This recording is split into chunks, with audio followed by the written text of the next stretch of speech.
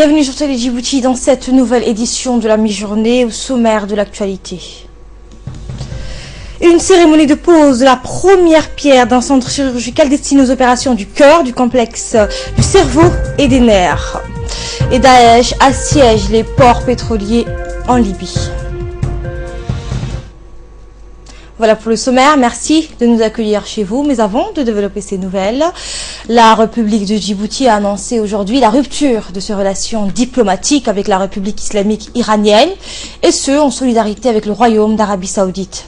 Cette décision intervient en réponse aux déclarations ironiques et agressives du porte-parole du ministère du gouvernement iranien qui a proféré des propos humiliants vis-à-vis du soutien de Djibouti en faveur de l'Arabie Saoudite.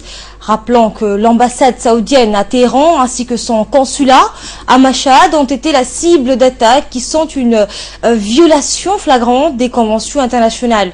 Par conséquent, le gouvernement de la République de Djibouti appelle les autorités iraniennes à se conformer à ces obligations et règles internationales qui stipulent le strict respect de la souveraineté des États et la non-ingérence dans les affaires intérieures. Je vous le disais en titre, une cérémonie de pose de la première pierre d'un centre chirurgical destiné aux opérations du cœur, du cerveau et des nerfs s'est déroulée ce matin au complexe hospitalier d'Al-Rahma à Belbela. Eh bien, cette cérémonie a été placée sous l'égide du ministre de la Santé, le Dr Kassim Sarosman.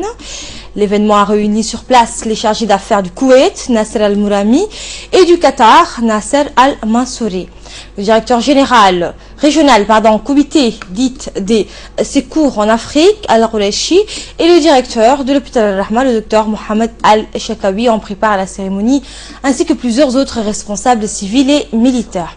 Ce centre sera le premier du genre à Djibouti. Il est financé par les bienfaiteurs de l'État du Koweït et du Qatar. Ce centre va améliorer la couverture sanitaire des patients dans notre pays et ceux des pays de la sous-région.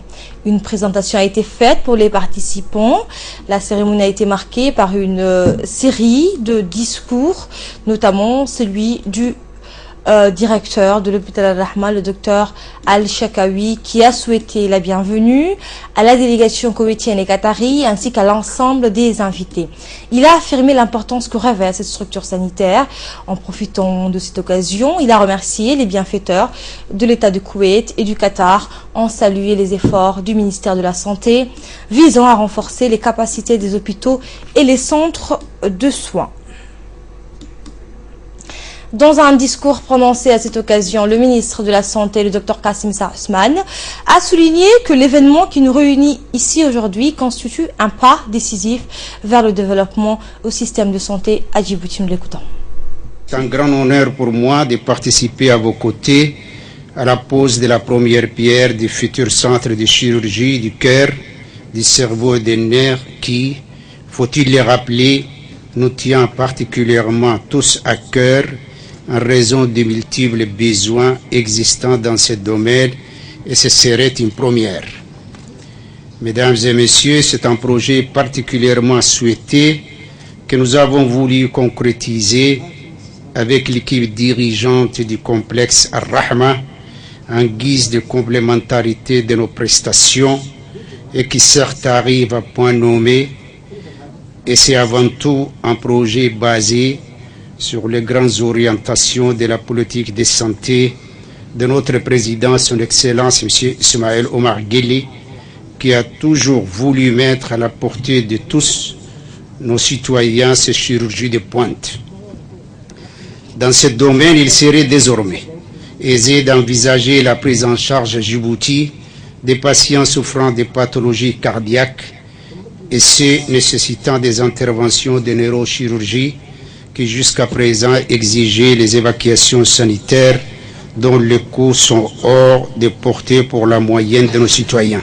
Je voudrais saisir cette occasion pour accorder une attention tout particulière aux facteurs de risque des maladies cardiovasculaires et leurs conséquences.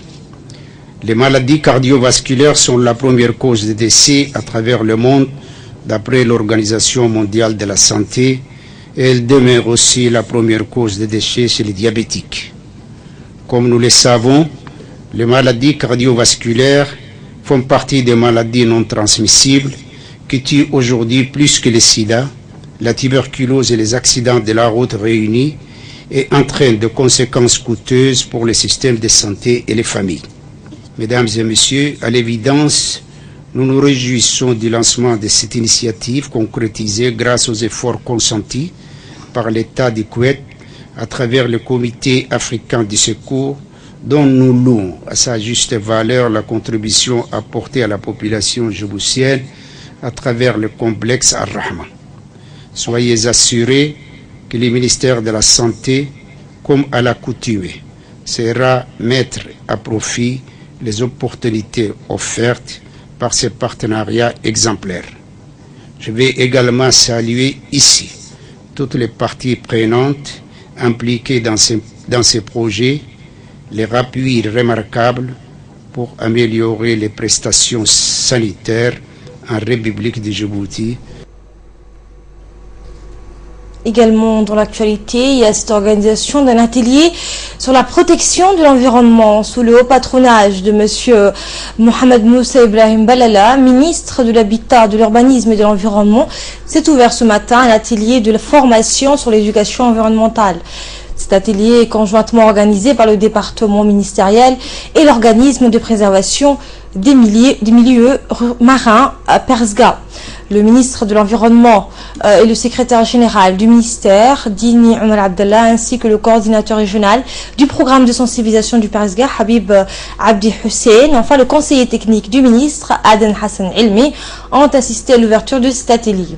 Un atelier qui vise à sensibiliser le corps enseignant de langue française des écoles privées sur l'importance de la protection et de la préservation de l'environnement du littoral et du milieu marin afin qu'il puisse à son tour transmettre le message aux jeunes élèves étudiants. L'éducation environnementale offre de nombreuses possibilités et l'une d'entre elles est de former des citoyens responsables. Le programme de sensibilisation à l'environnement marin est l'un des programmes spécialement conçus du Perzga. Il cherche à travers une stratégie régionale à mieux sensibiliser les communautés côtières de la mer Rouge et le golfe d'Aden sur la nécessité de préserver les ressources marines et côtières. En ouvrant cet atelier, le ministre de l'Habitat, de l'Urbanisme et de l'Environnement, Mohamed Moussa Ibrahim, s'est déclaré réjoui de la présence des enseignants et de leur participation à une telle rencontre. Il a évoqué les défis environnementaux tels que la biodiversité, le changement climatique, la diversification ou encore la pollution. Écoutez le ministre. Les défis environnementaux tels que la biodiversité, le changement climatique, la désertification ou encore la pollution nécessite la mobilisation de l'ensemble de la société. L'environnement étant transversal et l'affaire de tout le monde. À ce titre, la préservation et la protection de nos ressources environnementales passe nécessairement par l'éducation, la sensibilisation, la formation, et dont vous êtes responsables et les premiers acteurs concernés auprès des jeunes de notre jeunesse. Vous conviendrez bien avec moi que les enseignants ont un rôle fondamental à jouer dans l'éducation environnementale. C'est en effet eux qui contribuent réellement à la promotion de la protection de l'environnement et du développement durable au sein de notre société. Chers participants, notre rencontre aujourd'hui s'inscrit, comme ils viennent de le dire, donc le secrétaire général et le représentant du Perzga, dans le cadre de la mise en œuvre du programme régional de sensibilisation de l'environnement marin et côtier qui a été adopté en 2012 par le Conseil ministériel du Perzga, dont l'objectif ultime est de sensibiliser les communautés côtières dans les régions de la mer Rouge et du golfe d'Aden sur l'importance et la nécessité de préserver nos ressources environnementales.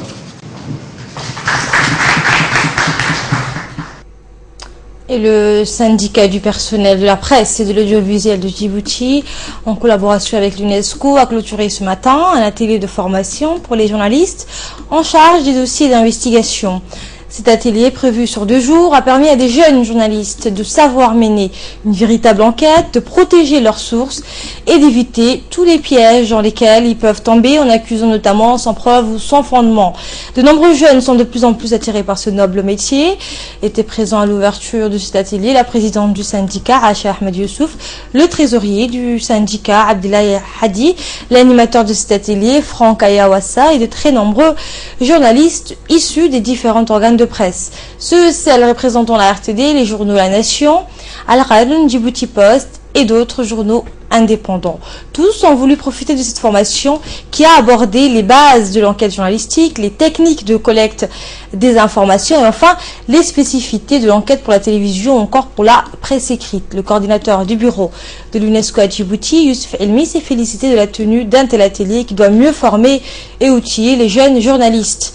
L'animateur de cet atelier, Franck Ayawassa, s'est réjoui de se retrouver à Djibouti. Il est d'ailleurs le point focal d'un réseau regroupant des nombreux médias africains. Les journalistes peuvent améliorer vos compétences, peuvent échanger vos idées avec d'autres collègues et peuvent parler des différents problèmes et des différents défis que vous avez en tant que journaliste. Donc c'est très important pour nous de vous aider, de renforcer les capacités des journalistes. C'est seulement quand vous avez des capacités de professionnalisme que vous pouvez jouer le rôle important que le média a dans votre pays. Il n'y a pas une trop grande différence entre le journalisme que nous pratiquons et le journalisme d'investigation. Mais vous allez voir que lorsque vous allez faire le journalisme d'investigation, ce sont vos organes d'information qui vont gagner beaucoup plus en crédibilité et tenir en quelque sorte la concurrence face aujourd'hui à l'Internet et surtout à la presse internationale qui nous envahit sur nos propres terrains.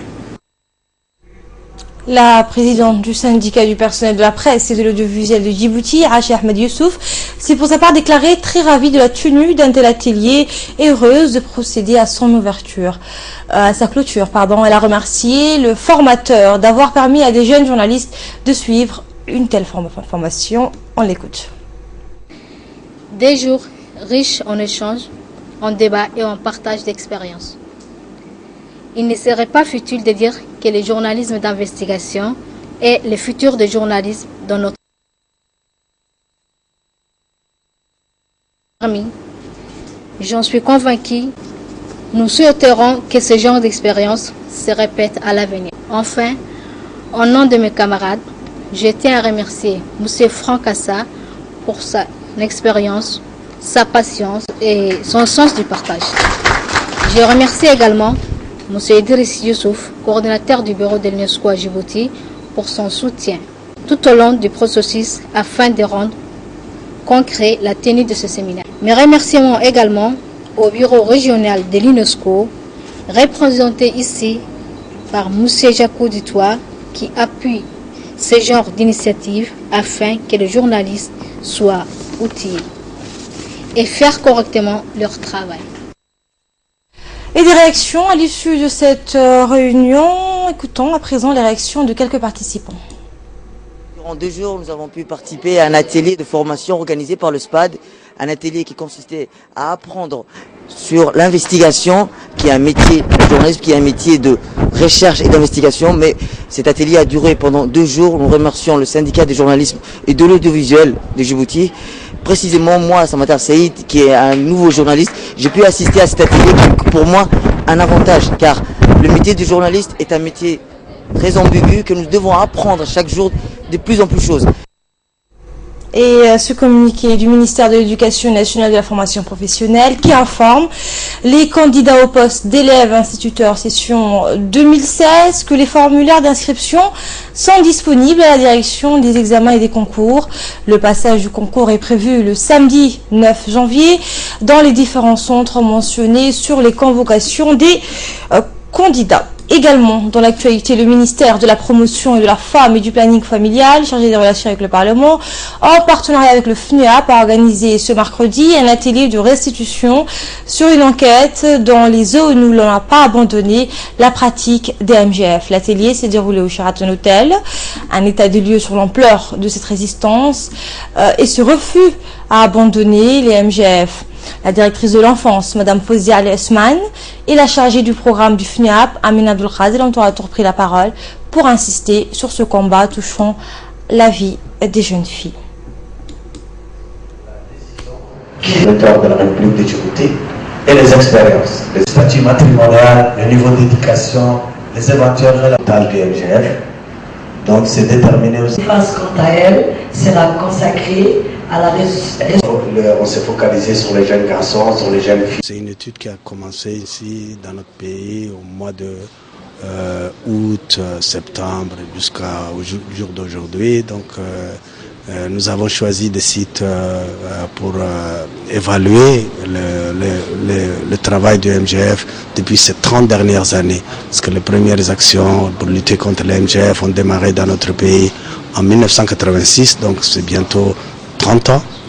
Donc il faut avoir un regard derrière soi pour dire quel est le chemin parcouru, comment nous allons faire, où en sommes-nous aujourd'hui, c'est ça pour répondre à cette question, où en sommes-nous. Donc ce matin nous avons fait une restitution préliminaire de l'enquête, de l'étude. Et l'étude, la restitution finale va démontrer aussi quelles sont les poches de résistance, quels sont les problèmes et quelles sont les solutions que le ministère de la Promotion de la Femme va mettre en œuvre aussi pour rectifier les anomalies constatées. Actualité à présent hors de nos frontières, nouveau drame en mer Égée où ont été découverts hier sur les plages turques les corps sans vie de 21 personnes, très probablement des Syriens. La mer a rejeté les corps de nombreuses femmes et d'enfants. D'autres cadavres sont restés au fond des eaux. Hamza Mohamed nous en dit plus. Au moins 21 migrants sont morts noyés alors qu'ils avaient embarqué de Turquie et tenté de rejoindre l'île grecque de Lesbos à bord du bateau gonflable. Parmi eux, plusieurs femmes, dont une enceinte et plusieurs enfants très jeunes. Les corps ont été rejetés par la mer, très mauvaise hier, et les gardes-côtes turcs n'ont pas pu sauver que 8 naufragés. La plupart d'entre eux, comme cet homme, étaient en hypothermie et ont dû être hospitalisés. La traversée de la mer Égée malgré l'hiver est l'option encore choisie par environ 150 migrants par jour, selon les autorités turques. Les naufrages d'hier sont les plus graves depuis novembre et en 2015, seulement 1600 migrants sont morts en mer Égée. L'Union européenne et la Turquie ont signé fin novembre un accord prévoyant une large enveloppe financière d'aide en échange de son engagement à mieux contenir le flux de migrants au départ de ses côtes. Et en Libye, des combats intenses se déroulent autour d'Al-Sidra et Ras Lanouf, les deux plus importants ports pétroliers du pays où des combattants djihadistes tentent de prendre leur contrôle. On voit le point de la situation avec Ladan Assoui. Des combats intenses se déroulent autour de deux importants sites pétroliers, Al-Sidra et Ras Lanouf au nord de la Libye. L'or noir, on le sait, est la principale source de financement des combattants djihadistes de l'État islamique, d'où leur acharnement à tenter de prendre le contrôle des raffineries. Face à eux, les gardes des infrastructures ont bien du mal à résister aux assauts répétés des djihadistes. L'armée libyenne est démobilisée à cause de l'anarchie institutionnelle du pays. Deux gouvernements se disputent le pouvoir. À Al-Sidra et Ras Lanouf, les deux plus importants ports pétroliers de Libye sont fermés depuis décembre 2014. Ils se trouvent entre les cités de Sirte, contrôlées par Daesh, et Benghazi à l'est. Deux réservoirs de pétrole ont déjà été touchés par les échanges de tirs. L'un d'eux a pris feu, ces 420 000 barils de pétrole étant partis en fumée. Et direction les États-Unis où le lobby des armes riposte au décret pris par le président américain Barack Obama visant à interdire la vente d'armes à feu aux personnes jugées dangereuses ou connaissant des problèmes physiques. Mohamed Issa nous en dit plus. En ce qui concerne le lobby des armes au décret de Barack Obama, Certains estiment que ces décrets présidentiels sont illégaux. C'est le cas de Larry Pratt. Il est à la tête de Gun Owners of America, la deuxième organisation pro-armes des États-Unis derrière la NRA. Les décrets sont une usurpation du pouvoir. Ils ne sont pas acceptables au regard de la Constitution. Le président américain ne peut pas légiférer de la sorte. Il ne clarifie pas une imprécision de la loi, il ajoute des détails à une loi qui contient déjà des détails. Pour Larry Pratt, donc, les mesures annoncées par Barack Obama devraient profiter aux républicains à la prochaine présidentielle. Le président, je cite, et par extension, les démocrates sont en train de faire une énorme erreur. Mais je ne voudrais pas essayer de trop les retenir. À chaque fois que les démocrates s'impliquent sur le contrôle des armes, cela leur coûte un bras et une jambe. Et s'ils veulent se présenter à l'élection de 2016 comme les champions du contrôle des armes, eh bien, qu'ils s'amusent. La question du contrôle des armes n'a pas fini d'alimenter les débats aux États-Unis. Les principaux leaders républicains sont tous allés de leurs petites phrases pour critiquer l'initiative du président Obama. Jeb Bush, notamment, a évoqué des mesures inutiles. Voilà, c'était le journal de rédaction. Merci de votre aimable attention. Restez avec nous juste après la pause. On se retrouve pour le focus.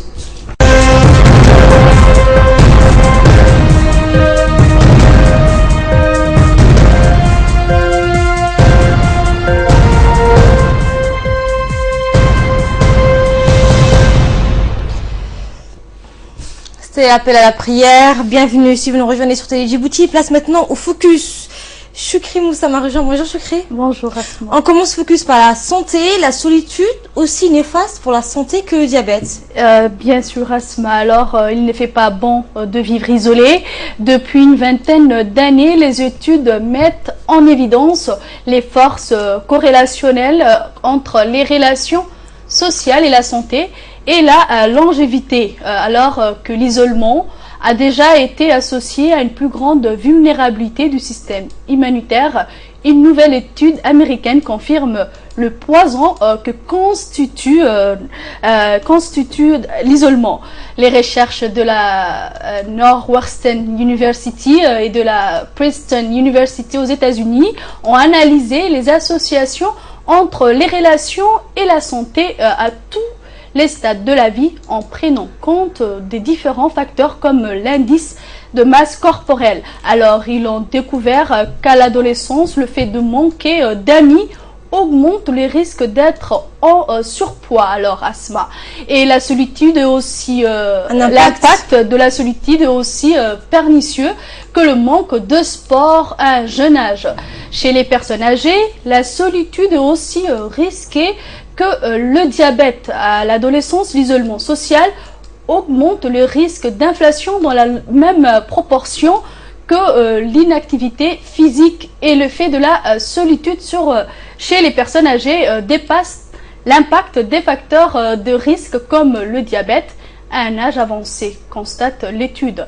En revanche, il ressort que les personnes les plus entourées de leurs proches ont moins de risques de tomber malades et allongent ainsi leur espérance de vie en bonne santé. Oser plus pour rompre la solitude. Alors, pour briser sa solitude, il importe de s'extraire de sa zone de confort en faisant preuve de plus grande ouverture aux autres. En osant plus, on multiplie les opportunités de rencontres. Par exemple, cela peut passer par faire du bénévolat, par accepter des invitations ou par se rendre à des manifestations organisées par sa ville ou ses collègues. Aussi, on sourit à ses voisins, aux gens qu'on croise et on fait preuve d'optimisme. Il va alors de se mettre en place un cercle virtuel, Asma. Alors oui, effectivement, un mot en insolite. En insolite, alors au Japon, un thon rouge est vendu à 108 500 € aux enchères de Tatsukiji. Le patron d'une chaîne de restaurants de sushi a emporté mardi, hier alors Asma, pour 108 500 € le premier thon rouge de l'année aux fameuses enchères de Tsukiji à Tokyo, le plus grand marché aux poissons du monde qui doit prochainement déménager.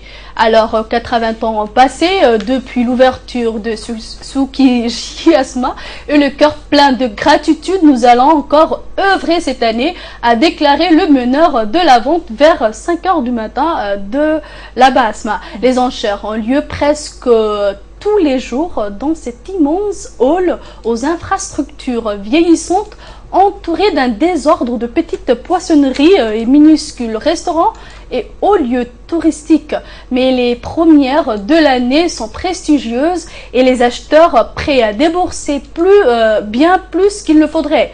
Le prix de 14 millions de yens du thon géant, qui était à 200 kg d'une espèce surpêchée, était cette année 3 fois plus supérieur à celui de l'an dernier, mais bien en deçà du record de 2013, Asma. 155,4 millions de yens, qui est équivalent à 1,2 million d'euros au cours actuel. Cette petite fortune avait été dépensée pour un poisson un peu plus gros par le même Kiyoshi Asma Kimura, propriétaire de la chaîne Sushi Zame, mais après une âpre lutte avec un restaurant de Hong Kong. Le cours s'était effondré en 2014, 7,36 millions pour une bête de 230 kg et était même tombé l'an passé à 4,51 millions de yens. Le thon vendu hier matin a été pêché au large de la ville d'Oma, dans la préfecture d'Aomori, dans le nord-est du Japon. Voilà, Asma, c'est tout pour ce focus de l'après-midi. Merci, Choukri Moussa, je vais arriver. Merci à vous de nous avoir suivis. Très bonne suite de programme sur Télé Djibouti.